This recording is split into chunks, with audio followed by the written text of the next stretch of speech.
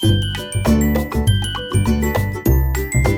बच्चों, आप सभी का हमारे यूट्यूब चैनल आइडियल देव क्लासेस में स्वागत है। बच्चों, आज हम आपके लिए ब्रिज कोर्स लेके आए हैं और एक कक्षा 9वीं के लिए। और किस सत्र के लिए? सत्र 2024-25। और आपका विषय क्या है? विषय हिंदी। और यह आपकी विद्यार्थी कार्य पुस्तिका है जिस पे आपको कार्य करना है। और आज हम इस वीडियो के माध्यम से आपके लिए पाठ 7 में क्या है? पंडित जसराज। और इसकी विधा क्या है? इसकी विधा है साक्षात्कार। और इसके कौशल क्या रहेंगे? प्रश्न पूछने की क्षमता का विकास होगा, इसमें समानार्थी शब्दों की समझ आएगी और शब्द युग्म। तो आज हम आपको जो पाठ 7 है पंडित जसराज, इससे संबंधित जो आपके कार्यपत्रक है उन्हें हल करके बताएंगे और इस पाठ में क्या दिया है वह बताएंगे। इसके पहले के वीडियो में हमने आपको पाठ 1 से पाठ 6 तक बता चुके हैं। अब चलिए देखते हैं पाठ 7 पंडित जसराज। चलिए पढ़ते हैं इसे क्या दिया हुआ है इसके बारे में। मेवाती घराने के शास्त्रीय गायक पंडित जसराज का जन्म 28 जनवरी 1930 को हरियाणा के हिसार में हुआ था। देखिए, जो मेवाती घराने के शास्त्रीय गायक पंडित जसराज का जन्म कब हुआ था? 28 जनवरी 1930 को हरियाणा के हिसार में हुआ था। अपनी संगीत की शुरुआती शिक्षा अपने पिता पंडित मोतीराम जी से ली थी। अपने गायन के जरिए अध्यात्म से जुड़ने की कला की वजह से पंडित जसराज को रसराज भी कहा जाता है। आपको 1975 में पद्मश्री, जो पंडित जसराज है इनको 1975 में क्या मिला था? पद्मश्री। 1990 में क्या मिला? पद्म भूषण। और 2000 में पद्म विभूषण से नवाजा गया। उनसे बातचीत के कुछ अंश पंडित जी अपने बचपन के बारे में बताए, अपने माता पिता जी और अन्य परिवार वालों के विषय में बताए। चलिए देखते हैं। आपके पिताजी का निधन जल्दी हो गया। किसके पिताजी का? पंडित जसराज जी के जो पिताजी थे उनका निधन जल्दी हो गया। क्या कुछ याद आता है उनके बारे में? जय हो, मेरे पिताजी का नाम पंडित मोतीराम जी और माताजी का नाम कृष्णाबाई था। आपने सही कहा। जब मैं 4 साल का ही था तब मेरे पिताजी का निधन हो गया, पर उस छोटी सी उम्र में ही मैं उनसे गाना सीखना शुरू कर चुका था और फिर वह शिक्षा जारी रही। पंडित जी, हम में से हर इंसान के अपने बचपन में शैतानी जरूर की होती है।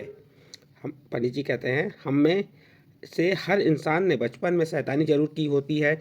आपकी कौन सी शैतानी है जो ताउम्र याद रहेगी? यहाँ पे प्रश्न किए जा रहे हैं। किससे? पंडित जी से प्रश्न किए जा रहे हैं। पंडित जी से क्या प्रश्न किया गया? पंडित जी से कह रहे हैं, हम में से हर इंसान ने बचपन जो है हर व्यक्ति में बचपन में शैतानी जरूर की होती है।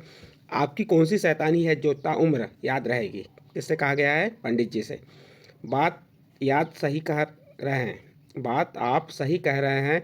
शैतानी तो ज़्यादातर लोग करते हैं, लेकिन मुझे शैतानी करने का समय ही नहीं मिला।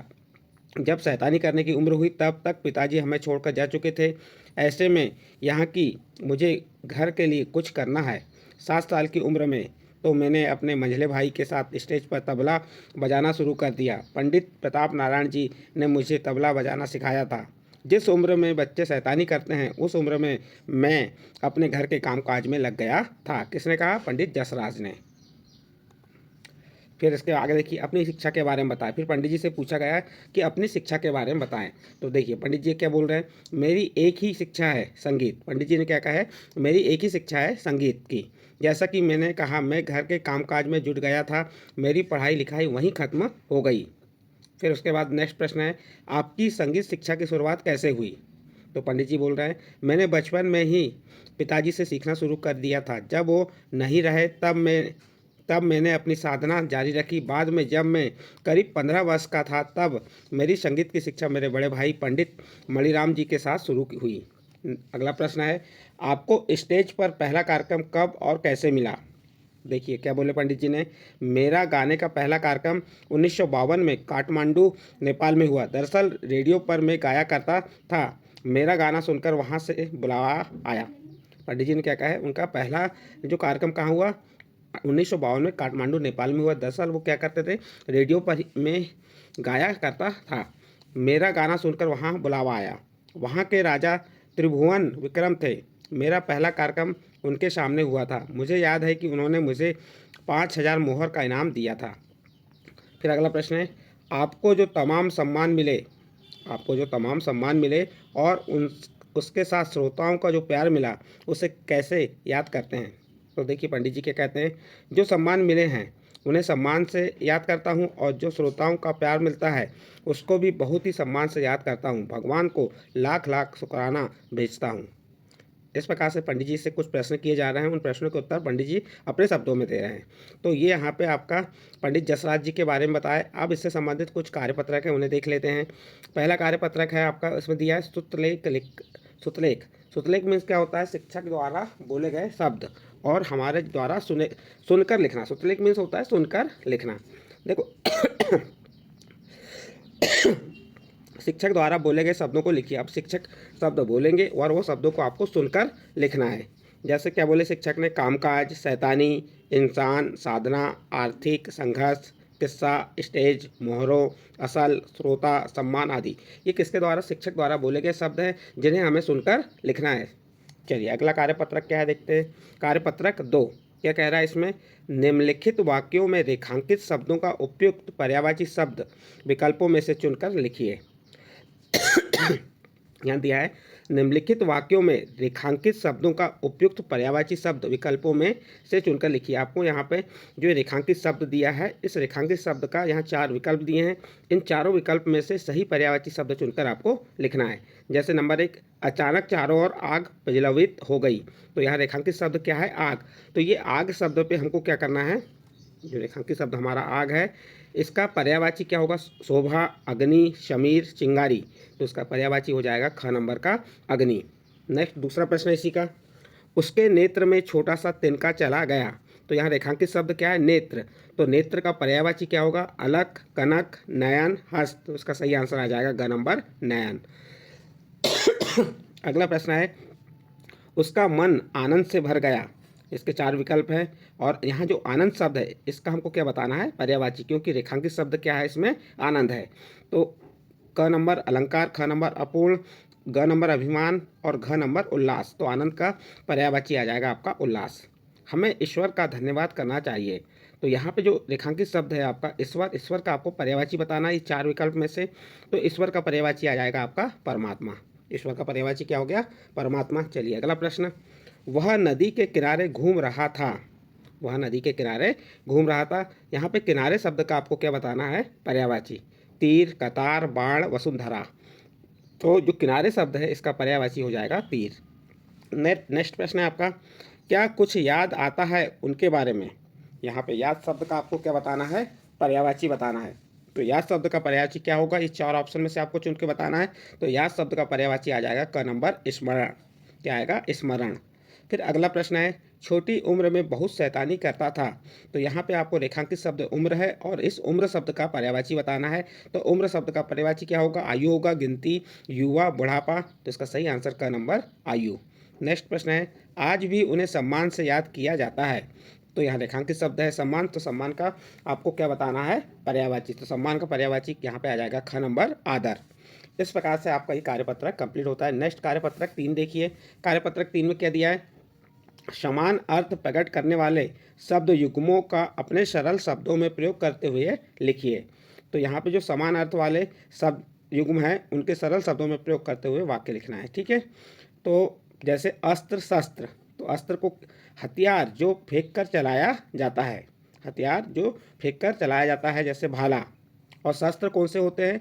हथियार जो हाथ में लेकर चलाया जाता है। जो फेंका जाता है वो अस्त्र होते हैं और जो हाथ में लेकर चलाए जाते हैं वो क्या कहलाते हैं? शस्त्र कहलाते हैं। और उनका यहाँ पे आपको हमने सरल शब्दों में प्रयोग करके बताए। देखिए फिर यहाँ पे अगम, अगम का आप प्रयोग करिए। ईश्वर अगम अगोचर हैं। और दुर्गम का, आखिरकार उसकी हिम्मत उसे दुर्गम घाटी से बाहर निकाल लाई। फिर दूसरा ईर्ष्या, द्वेष। तो ईर्ष्या का प्रयोग क्या होगा? दुर्योधन पांडवों से ईर्ष्या करता है। और द्वेष का क्या होगा? आज किसी को किसी से द्वेष नहीं। आज किसी को किसी से द्वेष नहीं। तो इस प्रकार से आपके जो समान अर्थ प्रकट करने वाले शब्द युग्मों का हम सरल शब्दों में प्रयोग करते हुए आपको बता रहे हैं। फिर इसके बाद है कार्य, कर्तव्य। तो कार्य, राधिका अपना समस्त कार्य समय से पूरा कर लेती है। राधिका अपना समस्त कार्य समय से पूरा कर लेती है। कर्तव्य, देश के कानूनों का पालन करना हमारा परम कर्तव्य है। फिर अगला है आज्ञा, अनुमति। हमें अपने माता पिता की आज्ञा का पालन करना चाहिए। और अनुमति का प्रयोग कैसे करेंगे? कमला ने बिना अनुमति के स्कूल में कार्य किया था। फिर अगला है अभिमान, अहंकार। मुझे अपने देश के सैनिकों पर अभिमान है। और अहंकार, अहंकार मनुष्य को आगे बढ़ने से रोकता है। फिर नेक्स्ट है नमस्ते और नमस्कार, इसका प्रयोग करना है। तो हम सभी बड़े लोगों को नमस्ते करते हैं और नमस्कार, मैं रोज़ सुबह अपने गुरुजनों को नमस्कार करता हूँ। तो इस प्रकार से जो आपका कार्यपत्रक 3 था, इसमें समान अर्थ प्रकट करने वाले शब्दों का अपने सरल शब्दों में प्रयोग करने को कहा था, हमने वो आपको प्रयोग करके बता दिए। इसके बाद नेक्स्ट कार्यपत्रक है कार्यपत्रक 4। पाठ में आए हुए शब्दों के अर्थ लिखकर वाक्य में प्रयोग कीजिए। जो आपका पाठ था, इस पाठ में आए शब्दों का क्या करना है, हमको अर्थ लिखकर वाक्य में प्रयोग करना है। जैसे शब्द क्या है शुरुआती, तो इसका अर्थ क्या हो गया प्रारंभिक। जैसे शब्द क्या है रसराज, रसों का राजा। निधन यानी मृत्यु। शैतानी मीन्स शरारत। ताउम्र यानी पूरे जीवन काल में। और इनका वाक्य में प्रयोग भी करना था। तो मैंने अपनी प्रारंभिक शिक्षा गाँव में प्रारंभ की। मैंने अपनी प्रारंभिक शिक्षा गांव में प्राप्त की है। तो इस प्रकार से हमने ये वाक्य प्रयोग करके बताए। जैसे रसराज, रसों का राजा। श्रृंगार रस को रसों का राजा कहते हैं। निधन मीन्स मृत्यु, उसका वाक्य में प्रयोग क्या हो गया, मेरे दोस्त की दुखद मृत्यु हो गई थी। नेक्स्ट है शैतानी। शैतानी मीन्स क्या होता है शरारत। बच्चे स्कूल में शरारत करते हैं। ताउम्र, इसका अर्थ हो गया पूरे जीवन काल में। और इसका वाक्य में प्रयोग क्या करेंगे, मेरे पूरे जीवन काल में आप जैसा व्यक्ति नहीं देखा। फिर दिया है कामकाज, तो उसका अर्थ होता है काम धंधा। मेरे पिताजी खेत में काम धंधा करते हैं। साधना का मीन्स होता है अभ्यास करना। तो इसका वाक्य में प्रयोग क्या होगा, हमें घर में पुस्तकों का अभ्यास करना चाहिए। मोहर मीन्स होता है स्वर्ण मुद्रा। इसका वाक्य में प्रयोग क्या हो गया, राजा के राज्य में अनेक स्वर्ण मुद्रा हैं। श्रोता मीन्स होता है सुनने वाला। और इसका वाक्य में प्रयोग क्या होगा, कहानी सुनने वाला राजा राम था। शुक्राना यानी धन्यवाद।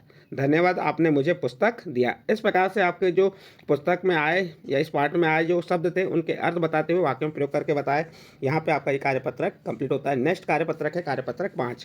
कार्यपत्रक 5 में कहा है अपनी रुचि के बारे में विस्तार से लिखिए। देखिए बच्चों, आपकी जो रुचि है उसको आप विस्तार से यहाँ पे अपने शब्दों में लिख सकते हैं। ये मैंने अपने शब्दों में लिख के बताया हूँ। ये जरूरी नहीं है कि मैंने जो लिखा हूँ आप वही लिखें। तो देखिए मैं रुचि के बारे में बता रहा हूँ। प्रत्येक बच्चों के अंदर कोई ना कोई रुचि होती है। जो प्रत्येक बच्चा होता है, चाहे वो गरीब हो, अमीर हो, या कम दिमाग वाला हो, अधिक दिमाग वाला हो, होशियार हो, कमज़ोर हो, सभी बच्चों के अंदर कोई ना कोई रुचि होती है। बच्चे अपने खाली समय में अपनी रुचि का काम करना पसंद करते हैं, जिससे उन्हें तनाव भरे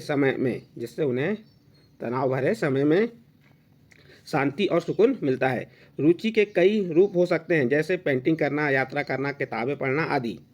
रुचि हमारे जीवन को रोचक और सुखद बनाते हैं। रुचि क्या करती है, हमारे जीवन को रोचक और सुखद बनाती है। मेरी बचपन से ही एक रुचि रही है और वह है किताबें पढ़ना और लिखना। समय के साथ साथ मेरी रुचि बढ़ती गई। किताबें पढ़ना एवं लिखना मेरा शौक हो गया। किताबें पढ़ने से मुझे आनंद की अनुभूति होती थी, इसलिए मेरी रुचि पढ़ने एवं लिखने में अधिक थी। तो इस प्रकार से आप रुचि पे अपने विस्तार से लिख सकते हैं। आपका कार्यपत्रक 5 कंप्लीट हुआ। इसके बाद नेक्स्ट कार्यपत्रक 6। कार्यपत्रक 6 क्या कह रहा है, अपने प्रिय शिक्षक के बारे में लिखिए। यहाँ पे आपको जो आपके प्रिय शिक्षक है उसके बारे में लिखना है। देखिए मैंने यहाँ पे लिखा हूँ, आप अपने शब्दों में लिख सकते हैं। यदि माँ बाप हमें जन्म देते हैं या जो माता पिता हमें जन्म देते हैं तो शिक्षक हमारे जीवन को सफल बनाते हैं। शिक्षक हमारे जीवन में महत्वपूर्ण भूमिका निभाते हैं। वे हमें पढ़ाई के साथ साथ जीवन जीने की कला भी सिखाते हैं। मेरे स्कूल में कई शिक्षक हैं और सभी शिक्षक बहुत अच्छे हैं, लेकिन उन सब में मेरे सबसे प्रिय शिक्षक ठाकुर सर हैं। वे हमें हिंदी विषय पढ़ाते हैं। उन्हें हिंदी का बहुत अच्छा ज्ञान है। उनके पढ़ाने का तरीका बहुत सरल है। ठाकुर सर स्वभाव से सरल, शांत और विनम्र हैं। वे पढ़ाई के साथ साथ हमें अच्छी बातें भी बताते हैं। तो इस प्रकार से आप अपने शिक्षक के बारे में यहाँ पे लिख सकते हैं। तो ये आपका कार्यपत्रक 6 कंप्लीट हुआ। और इस कार्यपत्रक 6 के साथ आपका पार्ट 7 कौन सा था, पंडित जसराज से संबंधित जो कार्यपत्रक थे वह कंप्लीट हुए। बच्चों यदि आपको ये कार्यपत्रक अच्छे लगे हों तो आप हमारे चैनल आइडियल देव क्लासेस को सब्सक्राइब कीजिए, लाइक कीजिए और इस वीडियो को अन्य ग्रुप में शेयर जरूर कीजिए।